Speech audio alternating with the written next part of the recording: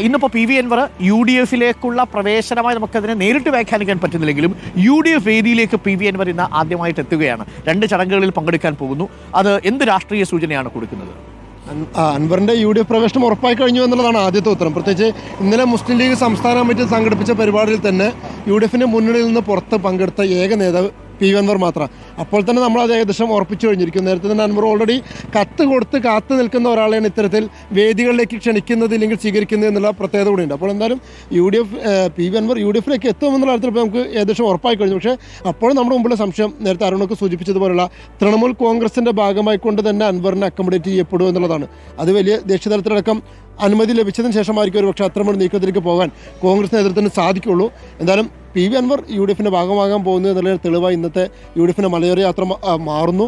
അതിനപ്പുറത്തേക്ക് പ്രതിപക്ഷ നേതാവുമായിട്ടിരുന്ന അൻവറിന് ഏറ്റവും വലിയ കൊമ്പ് കോർക്കലുണ്ടായിരുന്നത്. അതേ പ്രതിപക്ഷ നേതാവിനെ കണ്ടതിന് ശേഷം ആ വഴി തന്നെയാണ് ഇപ്പോൾ അൻവർ ആ വേദിയിലേക്കുള്ള റൂട്ട് തയ്യാറാക്കി എന്നുള്ള പ്രത്യേകതയുണ്ട്. പിന്നെയും ഇടതു കേന്ദ്രങ്ങളും ഒക്കെ ട്രോളാൻ വേണ്ടിയിട്ട് ഇപ്പോൾ ഉപയോഗിക്കുന്നുണ്ട്. സതീശന്റെ കാല് പിടിച്ചിട്ടാണ് മലയോര സമരജാഥയിലേക്കൊക്കെ വരുന്നതെന്ന്. പക്ഷേ എനിക്ക് തോന്നുന്നു നേരത്തെയുള്ള ഒരു ആവശ്യം ഉന്നയിച്ചിരുന്നു. നിലമ്പൂരിൽ എത്തുമ്പോൾ അതിനെക്കുറിച്ച് ആലോചിക്കാമെന്നൊരു ഉറപ്പ് നേരത്തെ കിട്ടിയിരുന്നു എന്ന് തോന്നുന്നു. അൻവർ പറയുന്നത് അൻവറിന്റെ വേഷം മലയോര വിഷയവുമായി ബന്ധപ്പെട്ട് ആര് റാലി നടത്തിയാലും ഏത് വേദിയാണെങ്കിലും ഞാൻ അങ്ങോട്ട് പോകും എന്നുള്ളതാണ്. അതിൻ്റെ ഭാഗമായിട്ടാണ് ഇവിടെയും പങ്കെടുക്കുന്നത്. ഇന്നലെ അൻവർ ലീഗിൻ്റെ പരിപാടി സംബന്ധിച്ചപ്പോഴും പറഞ്ഞതാണ് മുമ്പ് ഞാൻ സമാനമായ രീതിയിൽ പരിപാടിയിൽ പങ്കെടുത്തിട്ടുണ്ടെന്ന്. അപ്പോൾ അൻവറിൻ്റെതായ ഒരു വേർഷൻ ഉണ്ട് അതിനൊക്കെ എന്നുള്ളതാണ്.